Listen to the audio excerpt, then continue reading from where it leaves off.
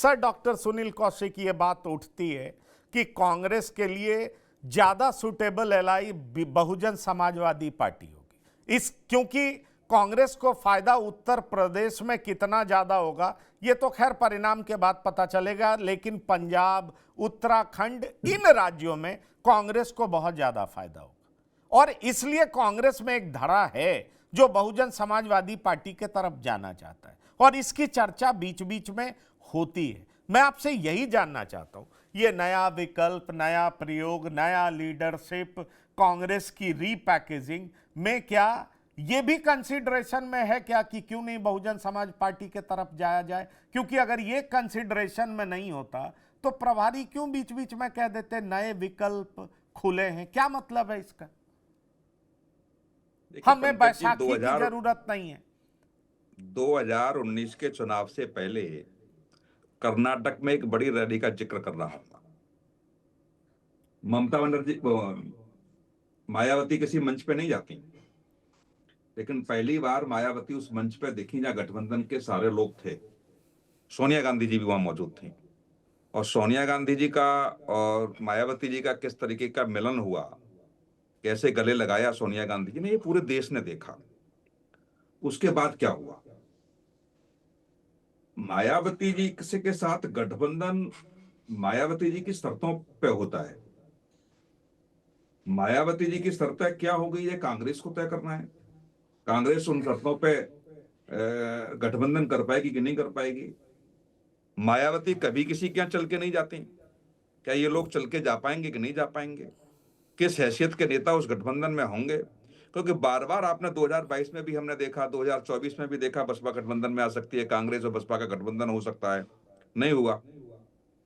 तो ये ऐसा नहीं है कि बिल्कुल सही बात आप कह रहे हैं कि राष्ट्रीय स्तर की पार्टी है और सबसे बड़ी देश की नेता दलितों की आज मायावती हैं, इसमें कोई दो राय नहीं है।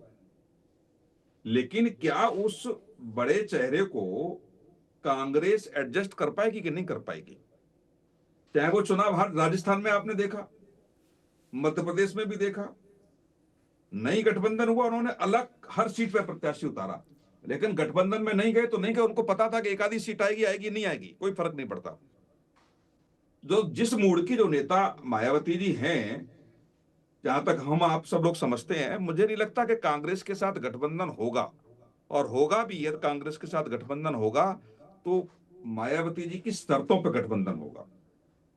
आज आप देखिए कि अखिलेश यादव जी ने एक बड़ी लाइन खींचने का प्रयास किया 2019 के चुनाव में। मुझे लगता है कि हम लोग जितना हम बसपा को जानते हैं, जितना हम समाजवादी पार्टी को जानते हैं, कभी नहीं सोचा होगा हम लोगों ने कि बसपा और सपा एक मंच पर आ सकते हैं। कभी नहीं, भविष्य में कभी नहीं सोच सकते थे हम लोग, लेकिन एक मंच पर दोनों लोग आए। लेकिन मंच पे आने के बाद कार्यकर्ताओं ने वो स्वीकार नहीं किया। कार्यकर्ताओं को वही था कि जिन लोगों ने हमको पीटा है, जिनके खिलाफ हमारे डॉक्टर सुनील कौशिक, डॉक्टर सुनील कौशिक, ये सवाल इसलिए उठता और मैं चाहूंगा कि अब बीजेपी के प्रवक्ता बोलें। हाँ, ये जरूर कहेंगे कि ये मेरी पार्टी का अफेयर्स नहीं है, लेकिन नए प्रयोग हुए, कभी यूपी के दो लड़के आए, फिर कभी मायावती और अखिलेश यादव दोनों साथ आए, ये दोनों प्रयोग विफल रहे। फिर कांग्रेस और समाजवादी पार्टी आई जो कि एमपी के चुनाव में, 2024 के लोकसभा के चुनाव में उत्तर प्रदेश में हिट रही। 37 सीटें लाना एक बड़ी बात है, लेकिन बार बार एक बात कही जाती है कि 89 के समय में जो हमारी स्थिति, मतलब कांग्रेस की स्थिति उत्तर प्रदेश में थी, 80 के दशक में जो बिहार में थी, मतलब बहुत साफ है कि 80 के दशक में 89 तक जो कांग्रेस की स्थिति थी, मतलब कांग्रेस का पुराना वोट बैंक क्या था?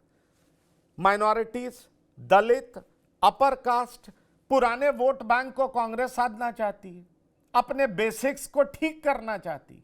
और अगर दलित की सबसे बड़ी नेता मायावती हैं, जो आप कह रहे हैं, और ये सही भी है, तो सवाल यह, कांग्रेस का कॉन्फिडेंस तो बड़ा है कि मुसलमान अब मेरी तरफ आ चुका है, और इस अलायंस को लेकर के प्रयास कई नेता ऐसे करते हुए दिखते हैं जिनके बारे में कभी अखिलेश यादव भड़क जाते हैं या अशोक यादव जी कह देते हैं कि इन नेताओं का क्या मतलब है, इनके बोलने पर हम क्यों ध्यान दें। लेकिन हम तो अशोक यादव जी जो बोलेंगे उसको भी मानेंगे कि यह समाजवादी पार्टी का वक्तव्य है, क्योंकि अशोक यादव जी समाजवादी पार्टी के प्रवक्ता है। तो मैं यही बात पूछना चाह रहा हूं कि कहीं ना कहीं किसी कोने में, डॉक्टर सुनील कौशिक, आपको नहीं लगता कि यह बात चल रही है कि कैसे दलित, मुसलमान, अगड़ा, इन लोगों का अलायंस बनाया जाए? बिहार में भी इनको सबक मिला, बिहार में भी ये एक्यूज करने लगे कि आरजेडी के साथ जाना हमारी भूल थी।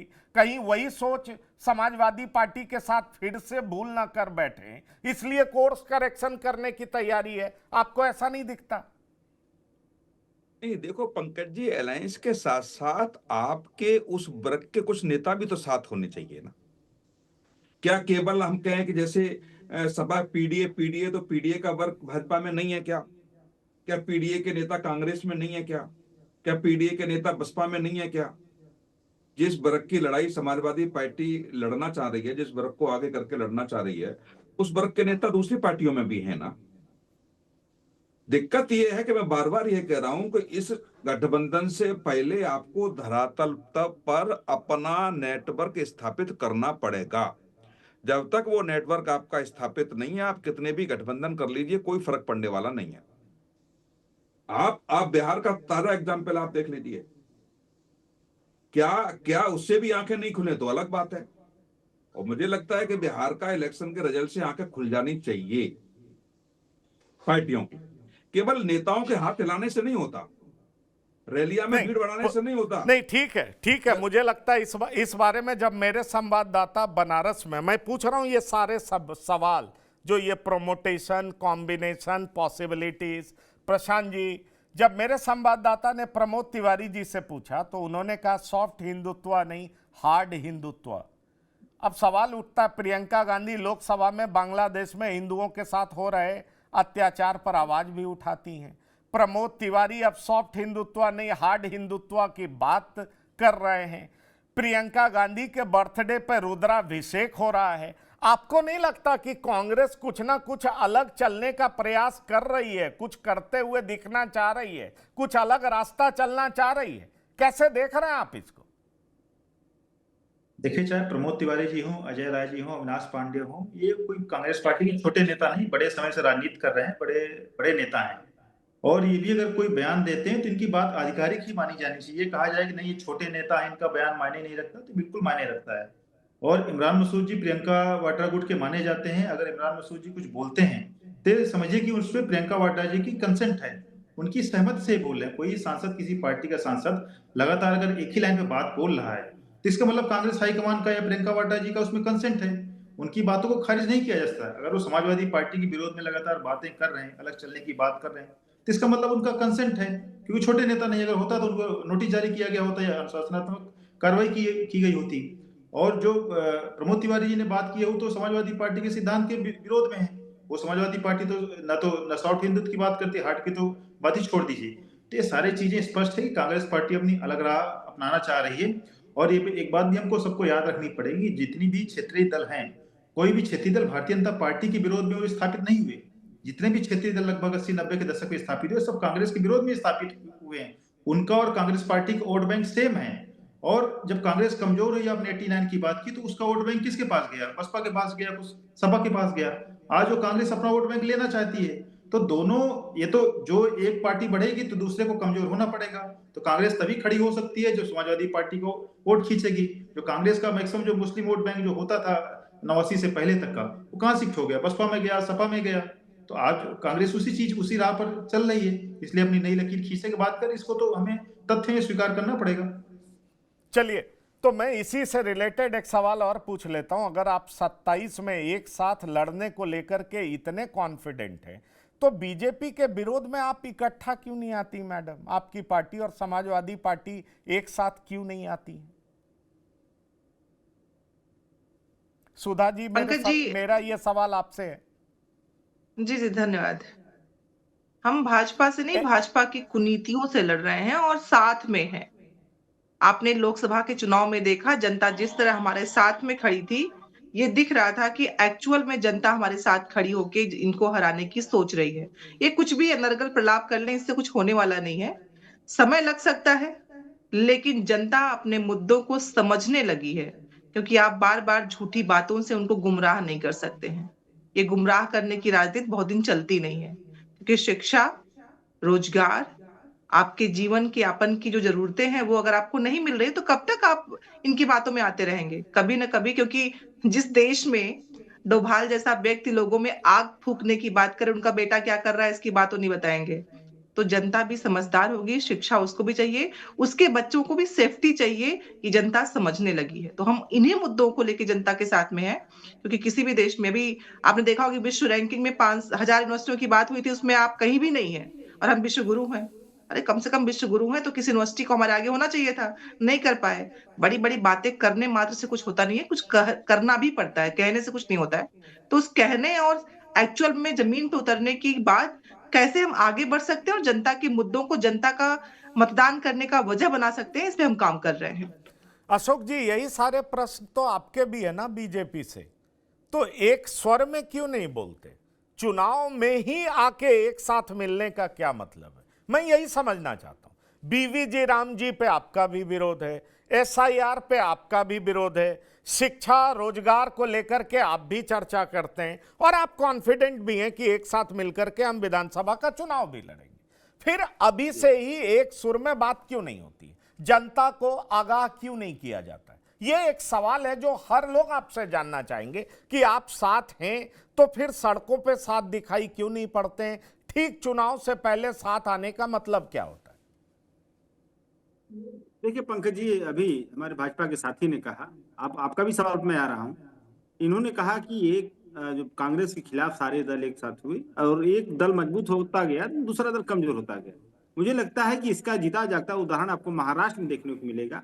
भाजपा शिवसेना एक साथ आए, भाजपा मजबूत होती गई, शिवसेना को धराशायी कर दिया इन्होंने। यही स्थिति अकाली दल के साथ इन्होंने किया। ये जिसके साथ जाते हैं उसका बंटाधार हो जाता है। अच्छा, दूसरी बात, आपके सवाल पर मैं आ जाता हूँ कि आपने कहा कि एक साथ हमेशा क्यों नहीं आते हैं। देखिए, समाजवादी पार्टी या कांग्रेस पार्टी, सुधा जी ने कुछ बातें बताई। हमारी पार्टी का, समाजवादी पार्टी का, हम क्षेत्रीय दल अभी हैं और हमारी जो स्ट्रेटजी है वो हमारे हिसाब से चलती है। हमारे राष्ट्रीय अध्यक्ष जी, हमारा जो शीर्ष नेतृत्व वो स्ट्रेटजी बनाता है और उसका इम्प्लीमेंटेशन हमारे कार्यकर्ता हम लोग मिलकर करते हैं। कांग्रेस पार्टी के साथ भी यही स्थिति है। तो उनका स्ट्रेटजी का इम्प्लीमेंटेशन जमीन पे कैसे अपनी स्ट्रेटजी को मूर्त रूप देंगे वो उनका मामला है, हमारा मामला अलग है। लेकिन चुनाव जब आता है तो हम लोग एक साथ होकर के चुनाव लड़ते हैं। और समाजवादी पार्टी का आप अगर इतिहास देखेंगे, अभी बसपा की भी बात की है सुनील जी, तो आपने कहा कि वो नैसर्गिक गठबंधन नहीं था, लेकिन अगर नैसर्गिक गठबंधन नहीं रहता बसपा के साथ तो वो 0 से 10 पे आ गई बहन जी। जैसे ही हमारा गठबंधन टूटा तो फिर 10 से 0 पे आ गई। तो गठबंधन में फायदा भी होता है, ऐसा नहीं है। और हम समाजवादी लोग तो एसेट भी साथ लेके चलते हैं, लायबिलिटी भी साथ लेके चलते हैं। हम लोग थोड़ा सा मतलब बड़े दिल वाले हैं, खाली एसेट नहीं खोजते हैं, एसेट लायबिलिटी दोनों लेके चलते हैं साथ में। और बाकी जनता का आशीर्वाद, जनता का सहयोग मिलता है। लायबिलिटी मतलब किसको कहना चाह रहे हैं? कांग्रेस को? नहीं, हमने नहीं, देखिए आपने बसपा की बात किया यहाँ पे सुनील जी, झगड़ा मत लगाइए, कांग्रेस से झगड़ा मत लगाइए। इन्होंने बसपा की बात किया तो मैंने बसपा के संदर्भ में बात बोली। चलिए, बहरहाल ये एक बड़ा सवाल है और सवाल इसलिए भी गंभीर है क्योंकि प्रियंका गांधी के जन्मदिन को विशेष अवसर में बदल दिया गया।